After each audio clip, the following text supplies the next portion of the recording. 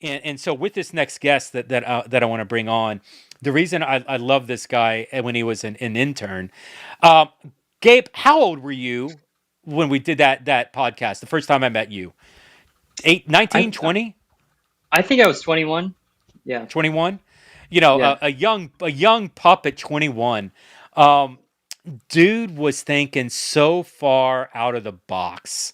The church that he was at, honestly, like they didn't know what to do with him, and he was talking about really utilizing at the time it was Discord, right, early on, about the model of cr- working with Christian influencers that are on Instagram and global social platforms, but recognizing that that's great at connection, we want to get those people involved in a community, and so Gabe actually was launching Kingstide, now a digital church, but at that community level that was tied to these influencers. So these influencers were connecting with people, they were feeding people into this Discord-based community called Kingstide, where he was able to build relationships, establish trust, and getting into evangelism and discipleship that's happening at that community level. Like it was beautiful. And now Kingstide, Gabe, how old? I mean, you've been doing the community's existed 3 years since 21 3 years. at Yeah. least, right? Yeah. Yeah. Uh, Yeah. So and so this is yeah. beautiful. Tell us a little bit. I can tell your story all day long. People don't want to listen to me, and I talk too much. Man, tell us a little bit. Like you've had this really interesting. I really should shut up. I'm sorry, but you've got this really interesting mix between physical, because you work at an established church. You do digital marketing for a very successful physical church, and then you also run a digital only expression of church called Kingstide. So maybe a little bit, just talk to us a little bit about yourself, your heart for ministry. Like, tell us your story. Yeah. So I actually started going to college. My church actually has a college. It's an extension site. And like you mentioned, Kingstide actually started as a college project in 2021 and 2022. Where initially we were just me and a couple buddies were streaming on Twitch, trying to reach the next generation, high school students that were a part of our church through games and stuff that we loved. But God definitely gave us a heart for expanding our reach. So we had that idea that you mentioned of kind of partnering with some Christian influencers to build community. They send the people, we do the ministry. And at the time, we started with one, and then over the course of 9 months, we grew that to three.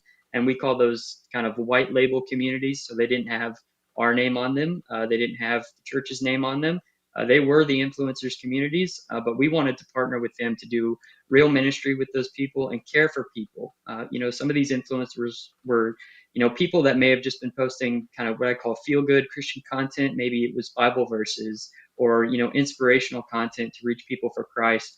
But they really had no back end for caring for people. So that's where our heart was. And those communities grew. And after that season of growth, we decided to pursue our 501c3. And with the Church Digital's help, we accomplished that this past August, which we're really, really excited about. Yeah, and so it's been a lot of fun, kind of working with Gabe, and Gabe, just I'm about to say something, and I don't mean it to be weird or awkward, but like the Church Digital, we were the support system for Gabe, in helping him get the 501c3, the emotional support and coaching. Like it was initially built underneath the physical church approach, and the physical church, said, hey, this thing that you built, like we're really not interested in doing this long term. So like, sorry. And as a result of that, Gabe was kind of stuck with this. Well, do I shut it down, or do I not? And came to this conclusion of, man, let's go for it. Let's spin this thing off to be a separate nonprofit listed here in America. And Gabe, you've really done a great job of establishing a healthy accountability system with your board and volunteer teams. Like when I look at what you're doing, to me it's really exciting because I see the global approach of what you're trying to do, where you're not, yes, you're trying to reach a lot of people, but you're realizing, hey, I can't do this by myself. I need other people on this journey. And for a however old you are, 24 now, you've done a really good job of finding and bringing those people into the ecosystem. Talk to me a little bit. Like, tell me what your systems of what your accountability system is in your volunteer teams, and maybe how you found these people. Yeah, so the ministry initially started with just a few guys that I've known for years, and when we all went to college, and some of us joined the military, we kind of all spread out. And one thing that always kept our friendship grounded, and which I know many people that are a part of Church Digital keeps grounded, was Discord. You can watch shows together, you can play games together, and those good times continue today, and we use that time to assess where God is leading the ministry, what He's calling each of us to personally. In terms of volunteers, we like to pull volunteers directly out of the communities that they're in. So we, as the board and as people that lead the ministry, we moderate a lot of the communities and we do some discipleship. But we love to pull volunteers exactly where we found them, so that they can reach people who have come from the same place as them. And that also, for the influencer, that builds a sense of community. If a volunteer came from the same page that you did, or the same video even, that gives you a sense of connection to that person that you may not have otherwise. So yeah. So cool. And so, like, you're moving it beyond just you and involving others in that. I can remember I talked with a planner once, a potential planner who wanted to plan a digital church, and I was like, well, how's it going? Casting vision to recruit more people, and he looked at me and he's like, why would I need more people? And I was like, I don't understand. You're going to do everything. He's like, yeah, my wife and I, we can do everything by ourselves. And I started rattling off this, like, you're going to need more than just you in this to be successful. For And what I sure. what I really found was, skill sets are different. But we talked about this with Dr. John earlier, like, even like an APES level, to be able to have people with different spiritual giftings and personalities to be able to complement, who you are is so important.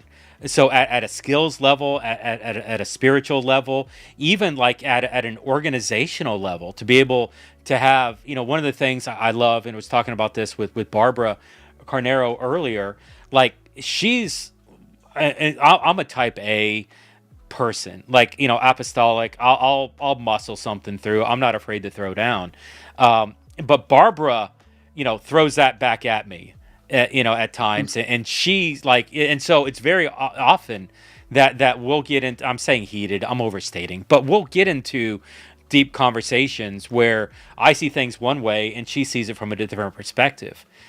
And I've learned in life that sometimes it's better to, like, listen to the people that are pushing against you rather than just trying to bully through the situation. Just call me crazy, but I mean, you're at 24, you're working full time at a church, physical church, and then you're running Kingstide as a bivocational approach. Yeah. I'm kind of curious how it's doing both. What some of the similarities between physical and digital are. What some differences that you're kind of operating in both hemispheres. Kind of what's your experience there? Yeah.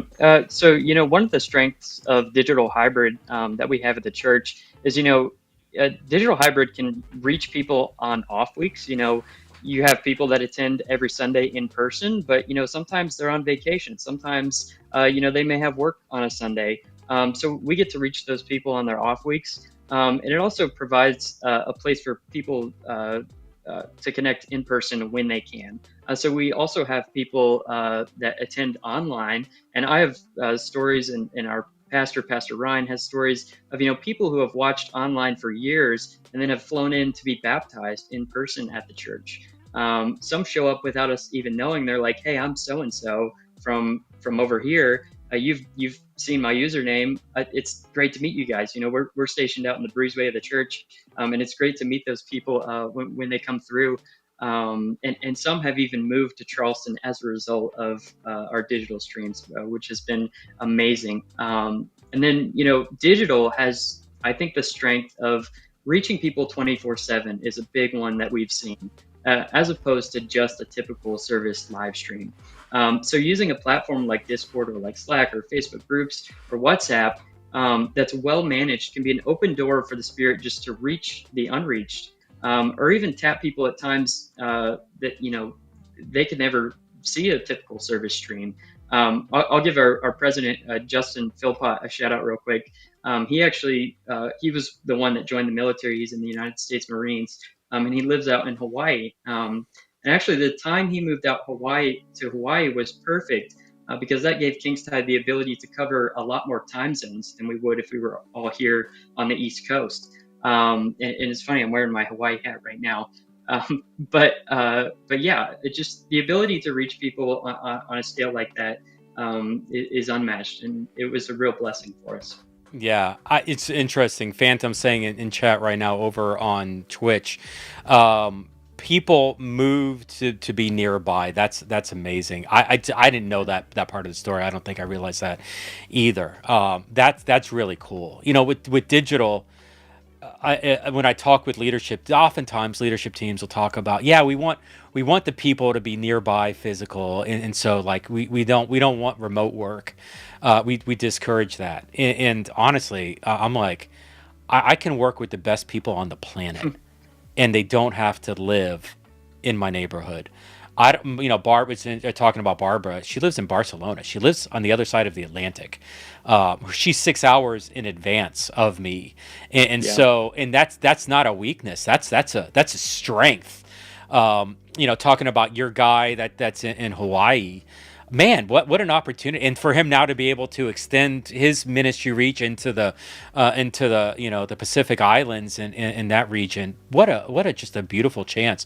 Not to mention an Yeah. incredible view. Like I'm a little jealous. I might, if you asked me to move to Hawaii, I might say yes to that. But that's Yeah. that's that's really good. I Me know and my wife that. love to visit out there. Yeah, have you actually been out there? Yeah, twice. Twice. It's Oh, so beautiful. It's you've amazing. been married less than 2 years. Yeah. Yeah, we've already been twice. Less than 2 years, and you've been out there Well, here's twice. well, here's the thing. If you stay on a military base, it's much cheaper than staying at a hotel. So that's the caveat. Yes. Yeah, so really then it's just flight and paying whatever the Yeah. local taxes for the tourist traps and stuff like that. So that's Hmm. that's all right. So you need to hook me up with some military people in that. We need to explore that. We've got our anniversary coming up. We'll have to figure that out. Yeah, Yep. interesting trick. I'm telling you, you listen to the late hours of the Church Digital live stream. You're going to get interesting tips like vacation secrets to Hollywood. Stop flipping us off. I did I don't think I think I did this. It's my index finger. Call me out for that publicly. Beautiful. Hey, so we set you up. I introduced you to America.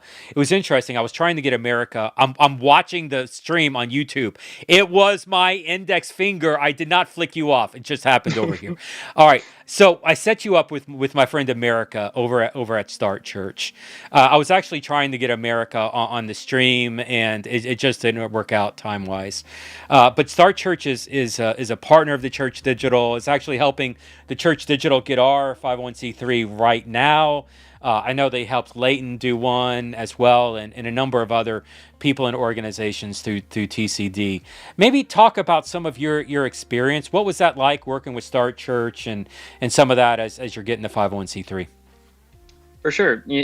As you mentioned earlier, I can admit I'm a young guy, and there's a lot for me to learn, both ministry-wise and business-wise. And so this was a big step for us business-wise.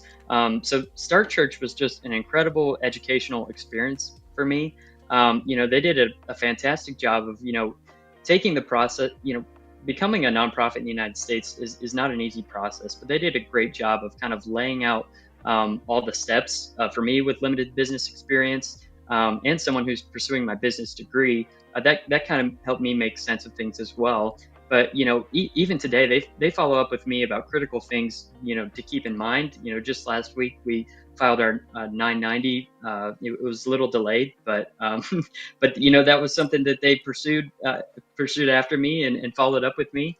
And they walk you through the stages, and they make that intimidating process more accessible so that you can focus on ministry. And overall now I feel a lot more comfortable leading a ministry that has its legal foundation in place, as opposed Yeah. to just having all our Discord servers scattered about. And we're deeply grateful for the assist with getting that set up from the Church Digital. And it's my hope that digital missionaries can learn from the process that we went to, and kind of streamline that and make it effective tool for reaching people for Christ.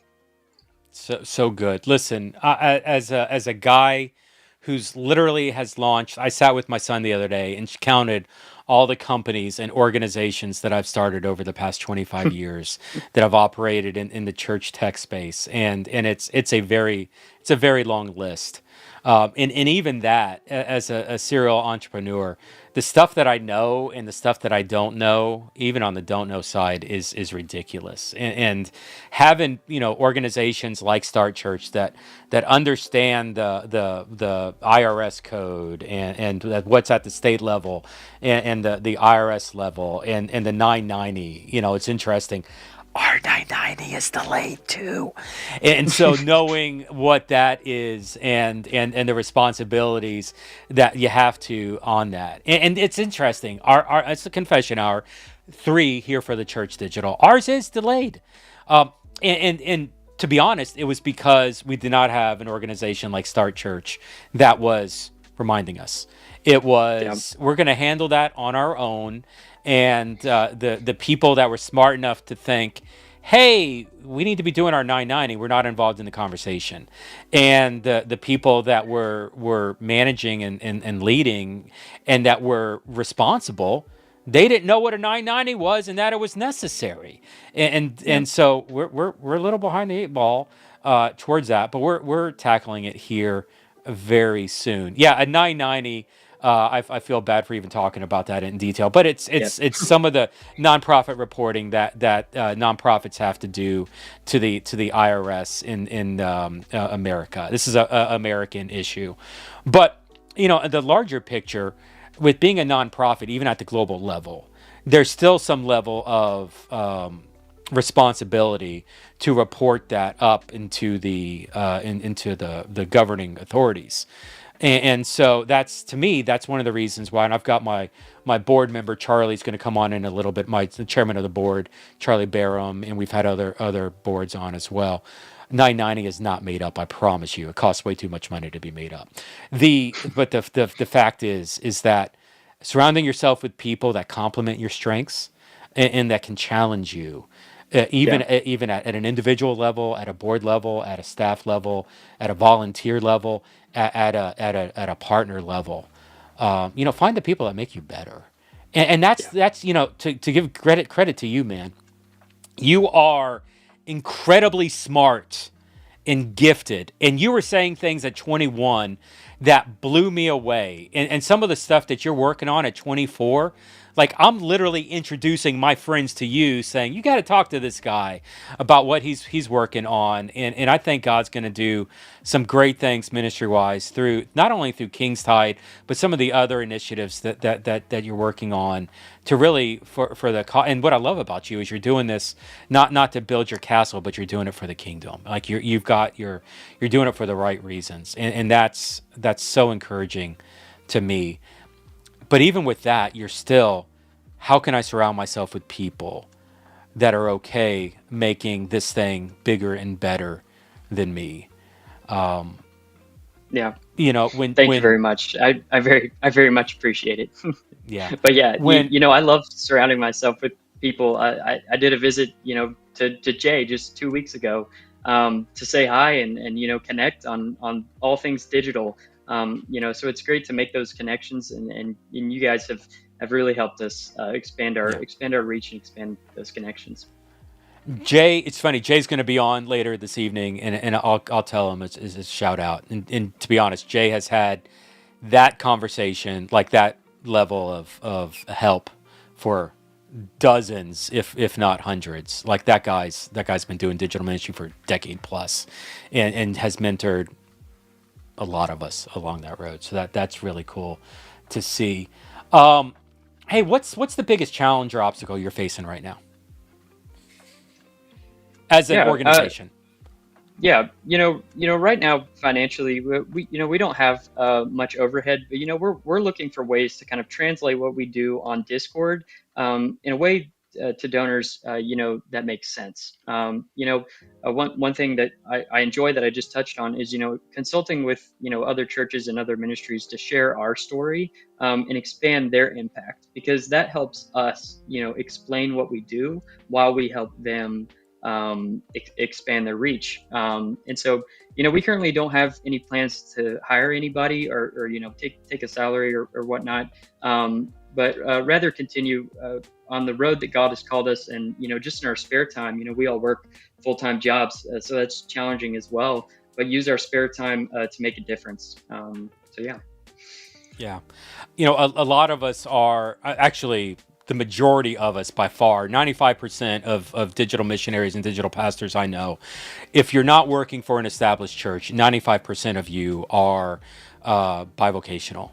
You've got a 9 to 5 job outside of that. You're working for a physical church, but and your passion project is King's Tide. With Yeah, me, I have contracts with a couple Christian tech companies that I'm working with to help promote and help them with how they're trying to reach people. And then honestly, the Church Digital is my passion project. Sometimes it feels like it's the other way around because so much time goes into the Church Digital. But really, I mean, that gets to the fact of it. Like you can scale things very inexpensively digitally. But that being for said, sure. stuff still costs money. Even at a small level. I had I'll tell this story, Gabe. You'll appreciate this, and we got to move on. I was having a conversation with an executive pastor, somebody that was considering supporting the church digital, and I'd sent out. I don't do this with everybody, but to this church, I sent out like our budgets and some, insider documents so that he can our proposed documents and budgets and things that he could see what we were doing.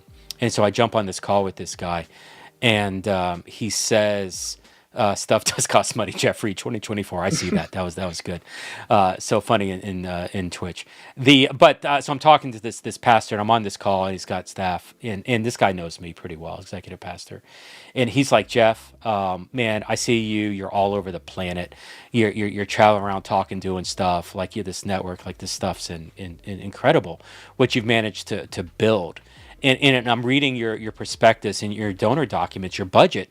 Your budget says it's $160,000 a year, and I cannot believe that you are able to reach the people that you're reaching, and able to scale this thing as big as you have on just $160,000 a year. Like I know digital is cheap and you don't have to pay a mortgage, but my gosh, $160,000, like it's ridiculous to think that you're able to do it for that little. And it was so funny. I looked at him and I was like, where is he getting? Like our budget. This is a mega church pastor, and I was like, I hate to tell you that, but my budget's like 10% of that Yeah, number. Like what was in the prospectus was like our proposed budget for a year. What we're actually operating on is like 10% of that. And the look, I mean, mega church, it's just this. You're able to do what for what? And so like we're feeling that pain where, I mean, stuff costs money. Cloud services yeah, cost money, and trying to figure out, none of us. I can say this effectively because I know all these people. None of us on this live stream are doing this for money, are we're doing this to get rich. Pioneers get shot settlers get rich. And anybody that's been on this is very much in the pioneering space, uh, Yeah. digital church, digital ministry wise. And so, hey, Gabe, I'm just going to say this: if somebody is interested in supporting what you're doing with King's Tide, how do they find you? How do they do that? Yeah, so you can go to kingstide.org. So happy that we got that domain, and all the information is there. But kind of touching on what you said just real quick, I think that kind of goes back to the question of, can missions be digital? Helping people understand that yes, missions can be digital. The example I like to use is the internet is an open ocean. I live in Yeah, Charleston, and so I love to fish. We as digital missionaries are fishermen, fishers of men. We cast out a line. Our rigs and our hooks may look different. If you fish, you understand what that means. But they represent the truth of the gospel we see throughout Scripture, and fulfillment of the Great Commission. So it's been great being on here today, Jeff. Thank you so much. beautiful. King's Time. You say it was .com or .org? I blanked. Kingstide.org. Yep. Kingstide.org. Check out what Gabe's doing. His ability for digital community and how he's utilizing it is really cool in the Discord space. And so I think that would be a phenomenal connection point. And actually, Gabe, do you have to go anywhere? Nope. I got a few Okay. minutes. I want you to stick around for the next guest. Let's do that. But let me transition. Kingstide.org if you are interested in communicating with Gabe or information on helping out Kingstide. We're about we're $7,100 in the 20,000 for the church digital here. 7,100. The goal was 20,000. Listen, I don't care if we make 20,000. And okay, well, Jeff, you've been doing this for how long? 10 hours today. That's fine. I would have done this for nothing. This has been so much fun for me to do. Here's what I want to challenge some of us that are watching at hour 10. Partner with us. And when I say partner, here's what I would love to see. I'm seeing a bunch of one-time gifts come in. I love one-time gifts, repeat donors, the people that are given. A couple people are given multiple times here in Giving Tuesday. A couple of our guests are coming back in to give. Couple checks have come in, large donations, small donations. Like it's been beautiful. I would love to see some recurring gifts. Somebody that's, hey, you know what? Let me give $5 a month, $10 a month. I will give you. I'll give one Starbucks, $10 a month towards that. Like that would be really fun for me. As we celebrate, like that's partnering. That's owning the ministry of this more than just one time. Come and challenge some of you all to step into that. Okay. Hey, thanks.